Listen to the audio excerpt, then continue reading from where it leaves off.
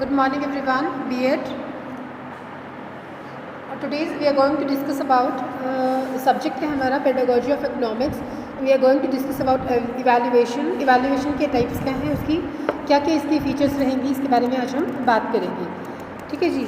सबसे पहले बात करते हैं कि जो मूल्यांकन है उसके कौन कौन से टाइप्स होते हैं. तो जैसे कि मूल्यांकन से हमारा क्या अभिप्राय है, किसी चीज़ के, किसी वस्तु के या किसी के मूल्य को आंकना. जो हमारे शिक्षा के उद्देश्य है उनको हमने किस हद तक प्राप्त कर लिया है और ताकि हमारा जो शिक्षण अधिगम प्रक्रिया है उसमें हमें क्या क्या बेनिफिट्स हो रहे हैं, कौन कौन से लक्ष्य हमने निर्धारित किए थे और किन किन को हमने प्राप्त कर लिया है, इसके बारे में हम डिटेल में बात कर चुके हैं. आज हम बात करेंगे कि मूल्यांकन किस प्रकार किया जाता है. ठीक है. देखिए, मूल्यांकन क्या है कि जो भी विद्यार्थियों के लिए जो परिवर्तन था, जो लक्ष्य निर्धारित किए गए थे, उनमें से हमने कितने लक्ष्यों को प्राप्त कर लिया है. क्या है टीचिंग लर्निंग, एक सीखने की अधिगम, जो शिक्षण और अधिगम है वो क्या है, कॉन्टिन्यू चलने वाला एक प्रोसेस है जिसमें हम क्या बात करते हैं कि टाइम टू टाइम क्या क्या परिवर्तन उसमें आना ज़रूरी है और ये हमें बताता है मूल्यांकन बताता है. तो सबसे पहले होता है हमारा ओरल टेस्ट, देन एसे टाइप टेस्ट, उसके बाद रहेगा ऑब्जेक्टिव टाइप टेस्ट, उसके बाद है टेस्ट थ्रू असाइनमेंट्स. ठीक है. और इवैल्यूएशन थ्रू क्यूमुलेटिव रिकॉर्ड्स के अकॉर्डिंग. तो क्या है ओरल टेस्ट. सबसे पहले बात करते हैं ओरल टेस्ट की, यानी कि मौखिक परीक्षा. मौखिक परीक्षा इन सिंपल वर्ड्स क्या हो गया कि मौखिक जो परीक्षा है वो क्या है, शिक्षक के मूल्यांकन में बहुत महत्वपूर्ण भूमिका निभाती है. इसमें जो है ये बच्चों से क्वेश्चन पूछकर, यानी कि पीके टेस्टिंग हम लोग करते हैं, तो हम लोग क्या करते हैं, ये जानने की कोशिश करते हैं कि जो बालक हैं उनका जो ज्ञान है वो किस हद तक उनको प्राप्त है, क्या वो इन चीज़ों के बारे में जानते हैं, जो भी हम कंसेप्ट करवाने जा रहे हैं उसके बारे में वो क्या जानते हैं, क्या उनकी जो नॉलेज है उसका क्या बैकग्राउंड है. इसको हम बोलते हैं ओरल टाइप टेस्ट. यानी कि अध्यापक जो है बच्चों के से कुछ मौखिक रूप से प्रश्न पूछते हैं और बच्चे उसका आंसर देते हैं. इसे हम क्या कहते हैं, इसे ओरल टेस्ट कहा जाता है. विद्यार्थी पाठ में पूरा ध्यान दे रहे हैं या नहीं, या फिर देखिए बीच बीच में क्या हो सकता है कि टीचर बच्चों से क्वेश्चन पुटअप कर सकता है, उनसे क्वेश्चन पूछ सकता है. कोई भी लेसन पढ़ा रहे हैं तो बीच में से ये देखने के लिए कि बच्चे कितने एक्टिव हैं, क्या वो सुन रहे हैं या नहीं सुन रहे, उनका ध्यान है या नहीं, एक्टिव है क्लास के अंदर या नहीं है. तो इसका मूल्यांकन के लिए क्या किया जाता है, मौखिक प्रश्नों का लाभ तभी उठाया जाता है जब मूल्यांकन को अवश्य अंग बना दिया जाएगा. तो बच्चे इनका आंसर देते हैं और बच्चों को उत्साहित रखने के लिए भी मौखिक टेस्ट बहुत ज़्यादा ज़रूरी है. उसके बाद है एसे टाइप टेस्ट. देखिए, परीक्षाओं में विद्यार्थियों की ज्ञान की जांच करने के लिए क्या लिया जाता है, एसे टाइप टेस्ट लिया जाता है. इसमें जो है प्रश्नों की संख्या को निश्चित कर दिया जाता है और प्रश्नों की जो मार्क्स हैं वो भी निर्धारित कर दिए जाते हैं और उनकी योग्यताओं की जांच की जाती है. बच्चों को आलोचनात्मक विचार हो गए, व्याख्या हो गए, तर्क हो गए, निर्णय हो गए, इन सब को जानने की बात की जाती है. इनमें विद्यार्थियों को अपने विचार को अभिव्यक्त करने और उत्तर देने की स्वतंत्रता होती है. इन परीक्षाओं के कारण विद्यार्थी उन योग्यताओं को प्राप्त करने का यत्न करते हैं जिनकी आवश्यकता उनको इन प्रश्नों का उत्तर देने में पड़ती है.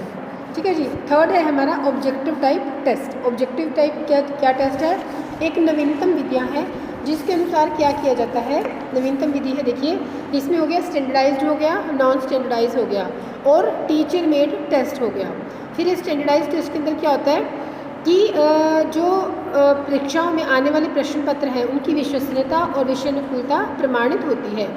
उनकी प्रतिक्रियाएं निश्चित और उनके अंक जो लगाने के लिए जो है उनके लिए आंसर की साथ में दी गई होती है. तो इसमें होता है अचीवमेंट टेस्ट हो गया, डायग्नोस्टिक टेस्ट हो गया, इंटेलिजेंसी टेस्ट हो गया. तो जो हमारे अचीवमेंट टेस्ट है, अचीवमेंट टेस्ट से क्या अभिप्राय है, देखिए इसमें यह जानने की कोशिश की जाती है कि बच्चों ने, विद्यार्थियों ने कहाँ तक उपलब्धियाँ प्राप्त की हैं और निर्माण का अध्ययन की एक निश्चित क्षेत्र की जांच के लिए भी किया जाता है.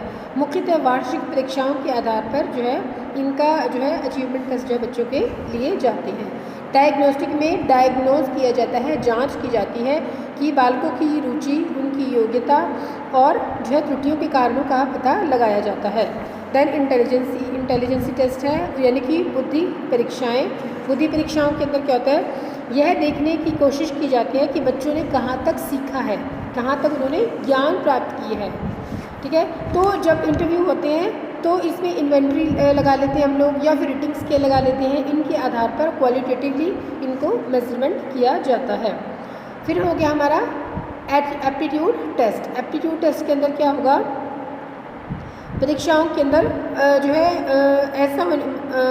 इन परीक्षाओं के अंदर हम लोग क्या करते हैं कि बहुत सा कार्य बच्चों को दिया जाता है, यानी कि उनकी अभिरुचि के आधार पर उनको कोई भी कार्य दिया जाता है और ये जांच की जाती है कि उन्होंने कहाँ तक अचीव कर लिया। यानी कि मूल्यांकन, निरीक्षण, व्याख्या करने की वस्तुनिष्ठ पूर्व धारणाओं जो है मुक्त विधि इनको बनाया जाता है। फिर है टेस्ट थ्रू असाइनमेंट रहेंगे। असाइनमेंट के थ्रू जो बच्चों के टेस्ट लिए जाते हैं। उसके बाद है ये जो टेस्ट लिए जाते हैं असाइनमेंट के थ्रू, इसके द्वारा विद्यार्थियों का संकेत पुस्तकों तथा पत्र पत्रिकाओं के अध्यापकों के द्वारा निश्चित अंशों का अध्ययन उनको कराया जाता है। स्कूल में विद्यार्थियों के दैनिक मासिक अधिन्यासों के स्थान पर साप्ताहिक अधिन्यास जो है अच्छे रहते हैं। यानी कि बच्चों को चार्ट, चित्र, मॉडल, ग्राफ, इन सब के बारे में भी उनको, ऐतिहासिक घटनाओं के बारे में उनको बताया जाता है। तो टेस्ट थ्रू असाइनमेंट हो गया। बच्चों को हम कोई भी असाइनमेंट या किसी भी टॉपिक के ऊपर, किसी भी प्रॉब्लम के ऊपर उनको जो है लिखने के लिए बोल देते हैं, तो बच्चे क्या करते हैं, इसके बारे में डिटेल में स्टडी करते हैं।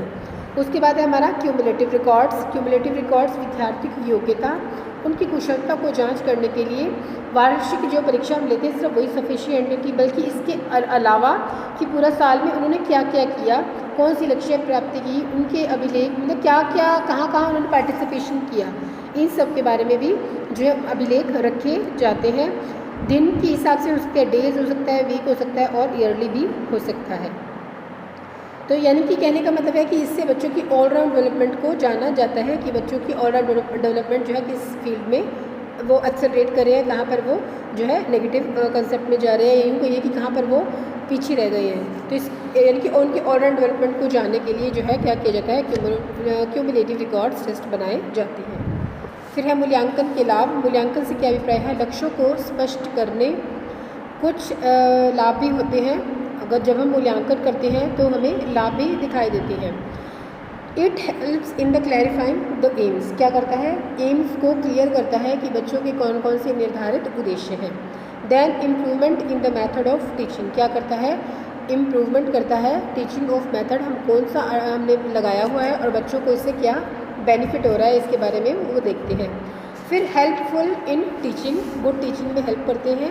बच्चों का शिक्षण जो है, टीचर जो है लगातार बच्चों का मूल्यांकन करता रहता है और उसको ये पता चलता है कि कौन सा टीचिंग मेथड बच्चों के लिए बेस्ट है। Then based for the guidance, guidance भी टीचर को मिलती रहती है, बच्चों को भी गाइडेंस मिलती रहती है। टीचर को भी नई नई जो टूल टेक्निक्स आ रहे हैं, टेक्निक्स आ रही हैं, नई नई जो चेंजेस आ रहे हैं उनके बारे में टीचर जो है अवेयर होते रहते हैं। वहीं पर है रिफॉर्म्स इन करिकुलम में चेंज करने के लिए बहुत बेनिफिट रहता है कि हमारी आजकल की क्या डिमांड्स हैं और उन डिमांड्स को किस तरह से पूरा किया जा सकता है। फिर मूल्यांकन के द्वारा क्या करते हैं, अधिगम में सुधार करते हैं और पाठ्यक्रम में आवश्यक परिवर्तन किए जाते हैं। ठीक है जी, ये थे हमारे बेनिफिट्स, हमें क्या क्या रहते हैं कि क्या क्या लाभ रहेंगे। अब हम बात करते हैं फीचर्स की कि इवैल्यूएशन करते समय कौन कौन सी मुख्य विशेषताओं का ध्यान में रखा जाता है। नंबर 1 हो गया वैलिडिटी, उसके बाद हो गया हमारा रिलायबिलिटी। वैलिडिटी का मतलब होता है वैधता या फिर विषय के अनुकूल, कि मूल्यांकन जो है कर रहे हैं वो उस सब्जेक्ट के अकॉर्डिंग होना चाहिए, उस विषय के अनुकूल होना चाहिए।